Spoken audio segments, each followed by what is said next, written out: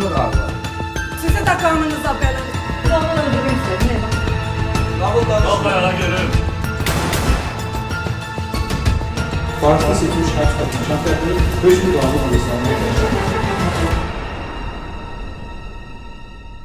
2024-cü il noyabrın 16-sında Nizami rayonu 25-ci polis şöbəsinə inzibati ərazidə kütləvi dava baş verməsi və bir nəfərin bıçaqlanması barədə məlumat daxil olub. Hadisə yerinə baxış keçirilərkən küçədə üzərində bıçaq yarası ilə 1995-ci il təvəllüdlü Ümid Soltanovun meyidi aşkar edilib. Həmin gecə könüllü şöbəyə gələn Füzuli rayon sakini 2007-ci il təvəllüdlü Həsən Kazımov dava zamanı tanımadığı şəxsi bıçaqladığını etiraf edib. 2024-cü il noyabrın 16-sında Nizami rayonu 25-ci polis şöbəsinin raportuna əsasən Özbəkistan küçəsi 1 ünvanında supermarketin qarşısında münaqişəli olması və bir nəfərin bıçaqlanması barədə məlumat daxil olub. Baxış keçirilməsi protokolundan görünüb ki, hadisə kafenin qarşısındakı yolda baş verib. Üzərində bıçaq xəsarəti ilə 1995-ci il təvəllüdlü Ümid Soltanovun meyidi aşkar edilib. Şöbəyə könüllü gələn 2007-ci il təvəllüdlü Həsən Kazımov təxminən 1 saat əvvəl tanımadığı şəxsi bıçaqlaması haqqında məlumat verib. Növbətçiyə üzərində gəzdirdiyi 2 ədəd bıçağı və mobil telefonunu təqdim edib. Akula yazılmış, açılıb qatlanan o bıçağı ilə Ümid Soltanova xəsarət yetirdiyini bildirib. Nizami rayon prokurorluğunda Cinayət Məcəlləsinin 120.1-ci qəsdən adam öldürmə maddəsi ilə cinayət işi başlanılıb. Məhkəmə tibbi ekspertizasının rəyinə görə Ümid Soltanovun ölümünə aortanın zədələnməsi və sol boşluğun hematoması ilə müşahidə olunan kəskin qan itirmə səbəb olub. İstintaqla müəyyən edilib ki, noyabrın 16-sı saat 22:30-da Həsən Kazımov Özbəkistan küçəsi 1 ünvanında yerləşən kafeyə daxil olmaq istəyərkən obyektin qarşısında dayanmış Ümid Soltanov, Adil İsmailov və qeyriləri öz aralarında nalayiq ifadələr işlətib, yüksək səslə danışdıqlarına görə onlara iradını bildirib. Yaranmış mübahisə zamanı Kazımov Adil İsmailovun üzünə yumruqla zərbələr vurub. Qərəzli xuliqanlıq hərəkətlərini davam etdirərək Ümid Soltanovla əlbəyaxa olub və üzərindəki bıçaqla qarın nahiyəsinə var gücü ilə zərbə indirib. Bu hərəkəti ilə Həsən Kazımov zərər çəkmişi qəsdən öldürüb. Məhkəmə iclasında Həsən Kazımov ittiham üzrə özünü təqsirli bilməyərək ifadəsində göstərib ki, valideynləri, qardaşı və bacısı ilə birlikdə yaşayıb. 9-cu sinifə kimi Nizami rayonunda yerləşən 12 nömrəli orta məktəbdə oxuyub. 2021-ci ildə 13 nömrəli Bakı Kompüter Peşə Liseyinə qəbul olunub. Hadisə baş verən zaman liseyin 3-cü kurs tələbəsi olub. 10 yaşından qaydasız döyüşlə məşğul olub. Əvvəllər məhkum olunmayıb. Barəsində polis və ya başqa orqanda araşdırma aparılmayıb. Narkotik maddələr qəbul etmir. Noyabrın 16-sı saat 23 radələrində Rəvan, Feyyaz və Emil adlı dostları ilə marketdən qazlı içki aldıqdan sonra kafeyə doğru gediblər. Obyektin qarşısında 7-8 nəfər nalayiq ifadələr işlədərək ucadan danışıblar. Onlara bura yaşayış yeridir, söyüş söymək olmaz deyib irad bildirib.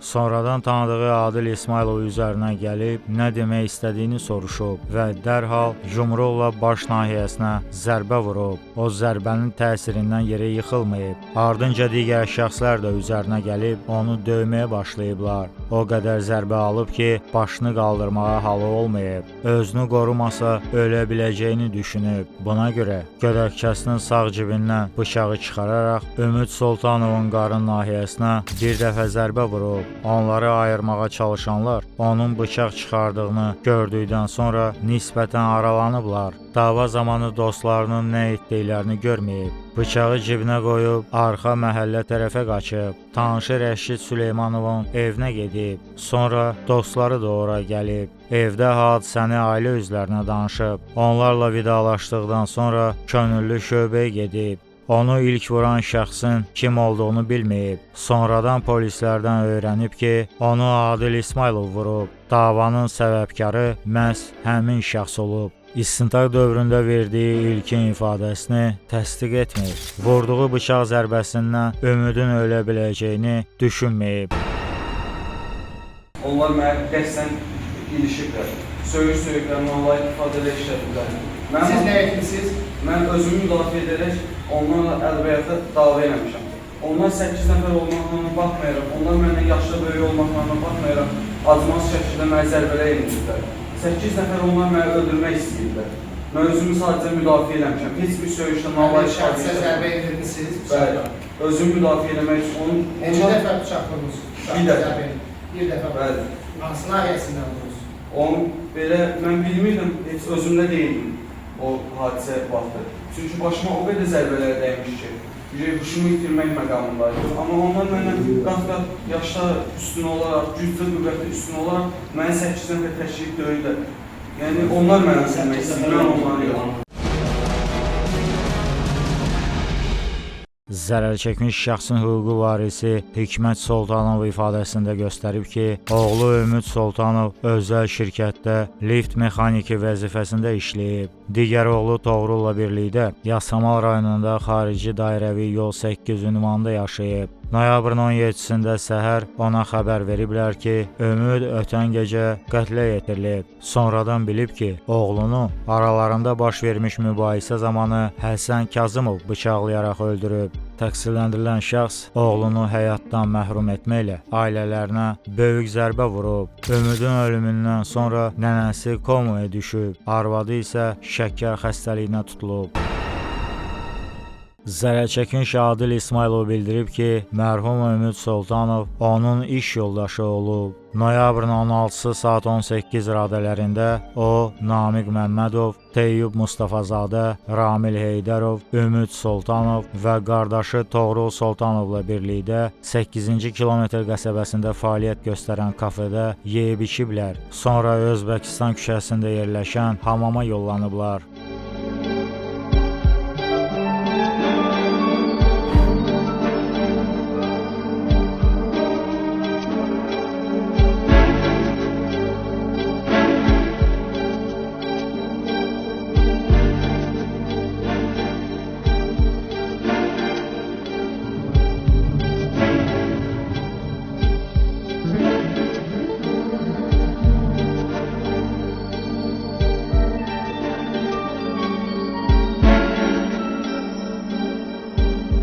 Bir-iki saatdan sonra oradan çıxıb piyada Qaraqarayev metro stansiyasına doğru gediblər. Aralarında yalnız Teyyub içməyib. Bir-biri ilə nalayiq ifadələr işlətməklə zarafat ediblər. Ola bilər ki, içkili olduqlarından ucadan danışıblar. Qarşıdan 3-4 nəfər yeniyetmə gəlib. Həsən Kazımov söyüş söyməyin, yaşayış yeridir deyə irad bildirəndə Teyyub ana dostlarını içkili olduqlarını və yola verməsini deyib. Amma o, özündən yaşca kiçik olan şəxsin ona irad bildirməsinə əsəbləşərək Həsənin üzərinə gedib və başına yüngül zərbə vurub. Cavab olaraq Həsən ona 2 dəfə yumruqla zərbə endirib.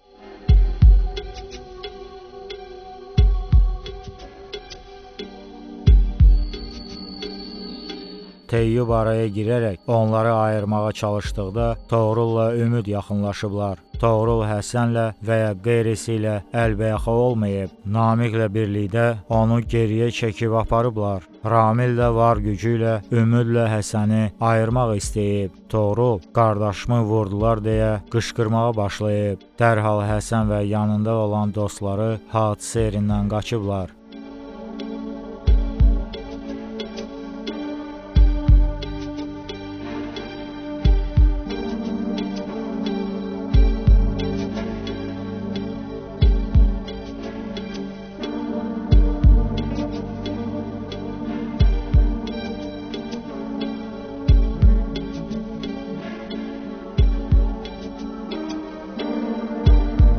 Təcili tibbi yardımın qaynar xəttinə zəng ediblər. Təcili yardım gələnədək Ümid artıq ölüb. Adil İsmailov əlavə edib ki, Həsən Kazımovun yaşca balaca ola-ola ona irad bildirməsi acığına gəlib. Bu səbəbdən onu ərk edərək vurub. Məqsədi sonuncuya böyük kişi yerini bildirmək olub. Mübahisə təxminən 1 dəqiqə çəkib. O, Həsən və Ümiddən başqa heç kəs dalaşmayıb. Zərər çəkmiş təqsirləndirilən şəxsə ağır cəza verilməsini xahiş edib. Prokuror Həsən Kazımova 10 il cəza təyin edilməsini istəyib. Təqsirləndirilən şəxsin vəkili bildirib ki, Kazımovun əməlində xuliqanlıq niyyəti olmayıb. O baş vermiş dava zamanı özünü müdafiə edib. Onun bu sözləri mərhumun ailə üzvlərinin narazılığına səbəb olub. Həsən Kazımovun üzünə qarşı söyüş söyərək ona yaxınlaşan və Həsənin üzünə vurğuluq zərbəsi vuran zərərçəkmiş şəxs Adil İsmailov və onunla birlikdə olan digər şəxslər olmuşdur. Yalnız üzünə xəsarət yetirildikdən sonra həmin şəxsə qarşılıq verən Həsən bu dəfə onu birinci vuran Adil İsmailovun dostları tərəfindən döyməyə başlamışdır. Bu zaman Həsəni döyənlərdən Ümid Soltanov onun üzünə qarşı anasını söylediyi üçün və həmin şəxsə gücü çatmadığı üçün Həsən cibində olan bıçaqla zərərçəkmiş şəxsə bir zərbə endirmişdir. Bıçaqla Ümid Soltanova xəsarət yetirilmişdir. Həsən Kazımovun Ümid Soltanova öldürmək niyyəti olmamışdır. Nəzərə almaq lazımdır ki, qəsdən öldürmə təqsirkarın niyyəti qəsdən zərərçəkmiş həyatdan məhrum etməyə yönəldiyi halda Cinayət Məcəlləsi 126.3-cü maddəsi nəzarətinin əməldə ölümün baş verməsinə münasibət ehtiyatsızlıqda ifadə olunur. Burada təqsirkarın niyyətinin qəsdinin məhz nəyə yönəlməsi məsələsi həll edilərkən işin bütün halları, o cümlədən cinayətin üsulu, aləti, yetirilən bədən xəsarətlərinin sayı, xarakteri və lokalizasiyası, həyat üçün mühüm əhəmiyyət kəsb edən orqanlara xəsarət yetirilməsi və s. Həmçinin təqsirkarın və zərərçəkmiş şəxsin hadisədən əvvəlki qarşılıqlı münasibətləri, təqsirkarın hadisədən sonraki hərəkətləri nəzərə alınmalı. Vəki sən vaxtda o görə istəyirdin burada, ya Allah palanlar verməsənlər. Allah'ın olsun ya, balaları yoktu sen. Vicdan denen şey var, vicdan da yoktu. Adam bana bir çok söğüş söyleyeyim. Evet, diye ki 29 yaşında. Yanında yazmıyorlar. Aldığın O yaşına gelsin, o 20 yaşında olmuyor. haram koşma. Hayır, ben öldüreceğim, aldırdım, bu etmeydim, alçam. Aldığın da haram koşma olsun, kanunlara verirsen okulu. Kanunlara verirsen, hala diyemeyiz. Sen bir şanlı olmadı falan diye söyledim. Ben sana soğuk değil, don yudapalı kömez. Bu boyunda da 6 bin yapan diyordu. Ona göre buradan da onu Yok, göre. bütün nektar pasabalı var. Bu bekçe bak. Vicdan yok.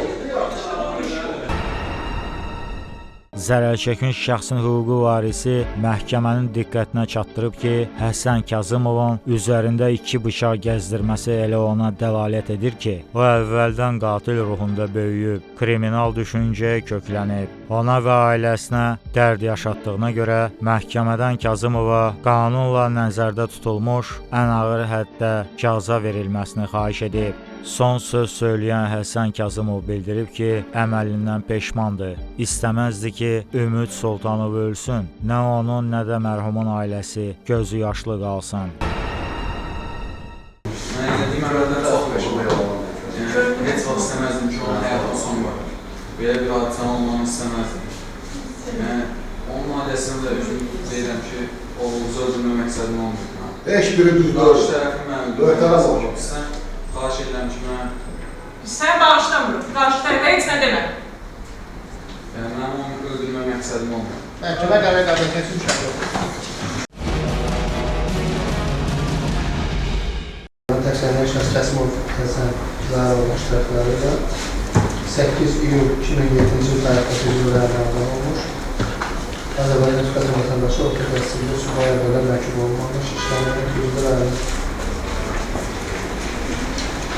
Dilavarda kəndində dövlət olmalı Bakı şəhər Nizamlı Əliyev küçəsi 3 Nəcib 43-də yaşanmış, hazırda Gənclər xidməti vətəsinəsində saxlanılan Kəsimov Həsən Zaharovun Cinayət Məcəlləsinin 122-221-228 bölümümüzün adında iddianaməsində baxaraq məhkəmə hökmü. Dövlət ittihamçısı tərəfindən Cinayət Məcəlləsinin 228-4-cü maddədən imtina olunması qəbul olunsun. Kazımov Həsən Zahiroğlu Cinayət Məcəlləsinin 120.2.2 və 223-cü maddələrlə təqsirli bilinsin.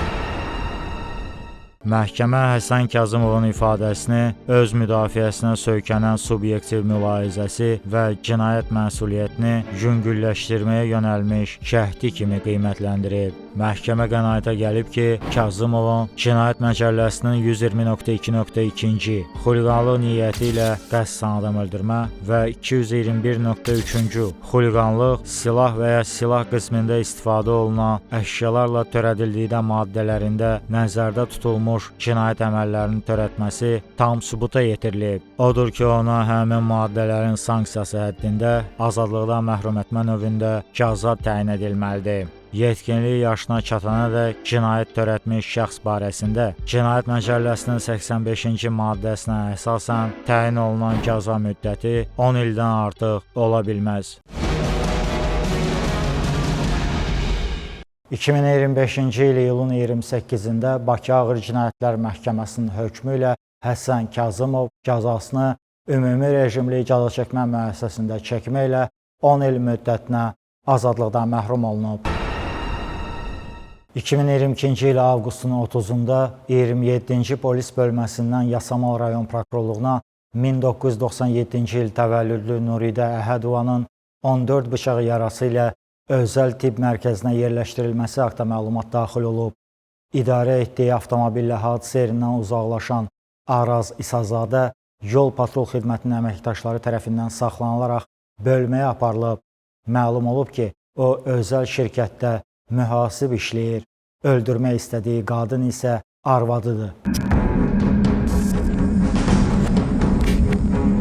2022-ci il avqustun 30-da Bəxtiyar Vahabzadə küçəsi 14 ünvanında Araz İsazadənin qısqancılıq zəminində 1997-ci il təvəllüdlü Nuridə Əhədovaya bıçaqla xəsarətlər yetirməsi faktı ilə bağlı Yasamal rayon prokurorluğunda Cinayət Məcəlləsinin 29.120.1-ci qəsdən adam öldürməyə cəhd maddəsi ilə cinayət işi başlanılıb. Anket məlumatlarına əsasən Araz İsazadə 1989-cu ildə Bakı şəhərində anadan olub. Əvvəllər məhkum olunmayıb, məhdud məsuliyyətli cəmiyyətdə mühasib vəzifəsində işləyib. İstintaqla müəyyən edilib ki, Araz İsazadə faktiki ər-arvad münasibətlərində yaşadığı Nuridə Əhədovanın 2022-ci ilin may ayından ona məlumat vermədən yaşadıkları evdən getməsi və bir daha geri qayıtmaması səbəbindən onu axtarıb. Avqust ayında qadının Yasamal rayonunda İnşaatçılar prospektində yerləşən tibb mərkəzində işlədiyini öyrənib. İşdən çıxıb piyada hərəkət etdiyini görüb, izləyərək onun Nəsimi rayonunda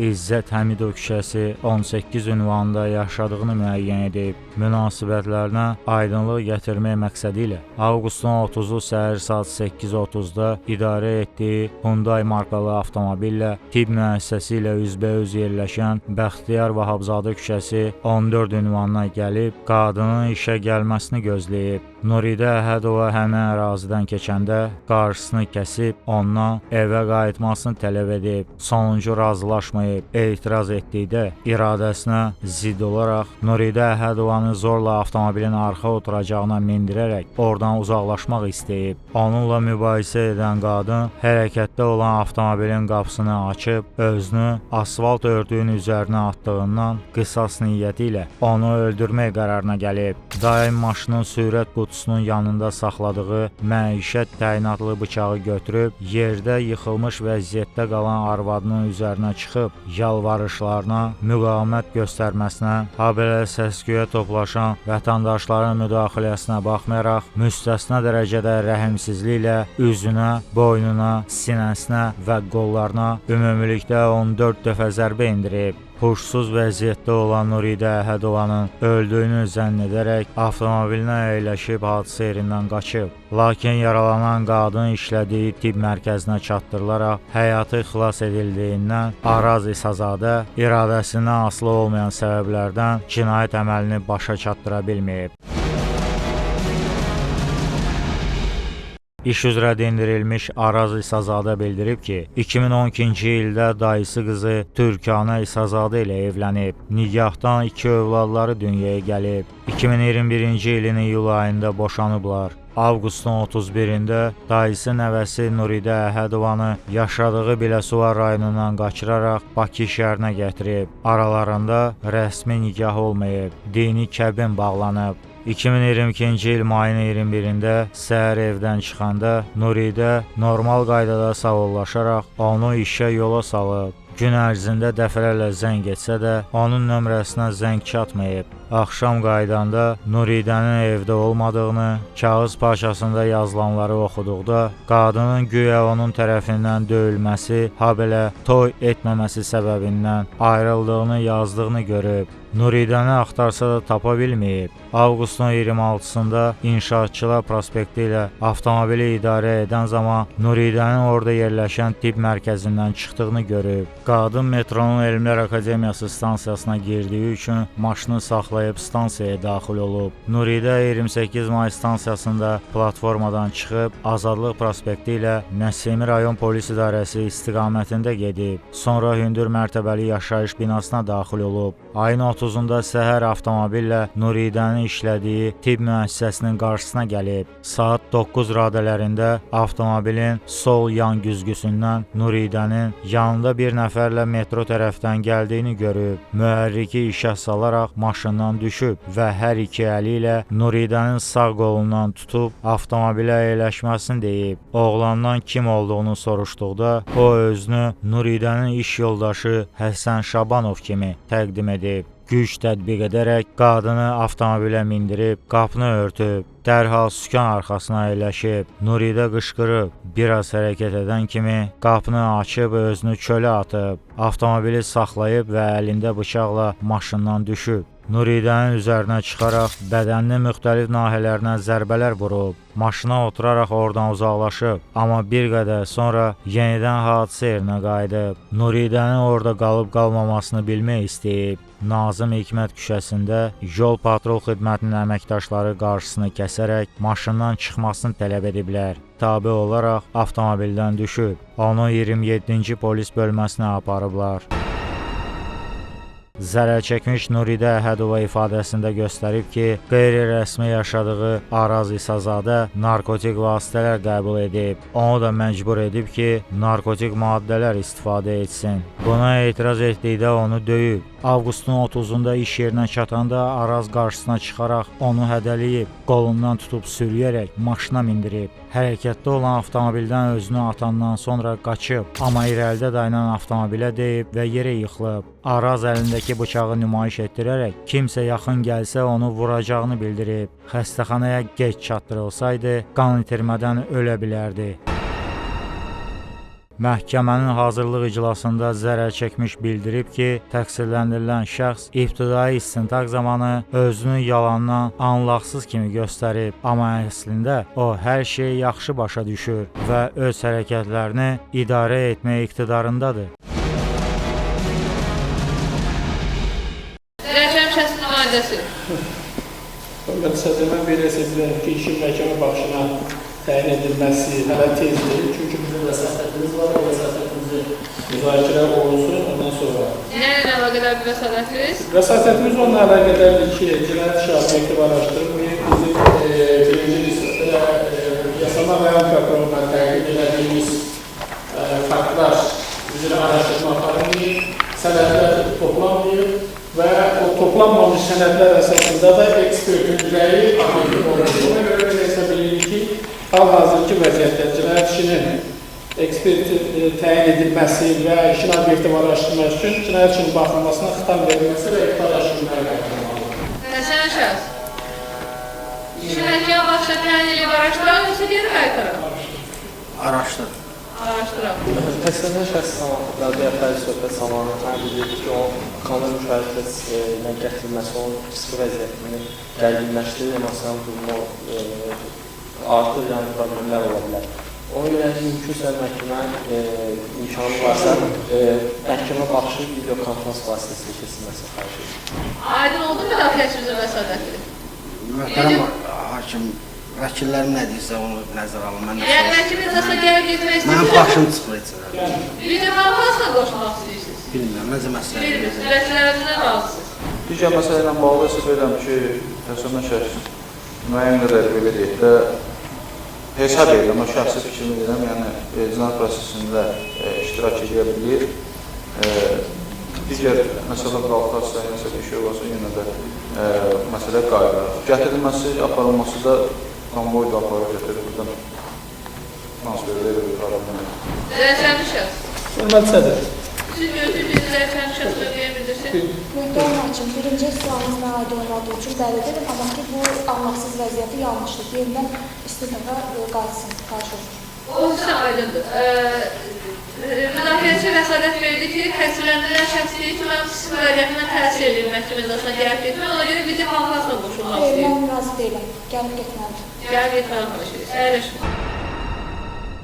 Məhkəmənin baxış iclasında Araz İsazadə ifadə verməkdən imtina edib. Kompleks stasionar məhkəmə psixoloji ekspertizasının rəyinə əsasən Araz İsazadə cinayət əməlini törədən zaman travma mənşəli şəxsiyyət pozuntusu kimi xroniki xəstəlikdən əziyyət çəkib. Odur ki, onun əməli Cinayət Məcəlləsinin 21-ci anlaqsızlıq maddəsinin təsiri altına düşüb. Məhkəmə hesab edib ki, Araz İsazadənin Cinayət Məcəlləsinin 29-120.2.4-cü xüsusi amansızlıqla qəsdən adam öldürməyə cəhd və 29-144.1-ci adam oğurluğuna cəhd maddələrində nəzərdə tutulmuş cinayət əməlini anlaqsız vəziyyətdə törətməsi sübuta yetirilib. Cinayət Məcəlləsinin 21-ci maddəsinə əsasən o cinayət məsuliyyətindən və cəzadan azad olunmalıdır. 2024-cü il martın 5-də Bakı Ağır Cinayətlər Məhkəməsinin qərarı ilə Araz İsazadə cinayət əməlini anlaqsız vəziyyətdə törətdiyindən cəzadan azad edilib. Onun barəsində bir saylı Respublika Psixiatriya Xəstəxanasında tibbi xarakterli məcburi tədbirlər təyin olunub. Hökm qanunu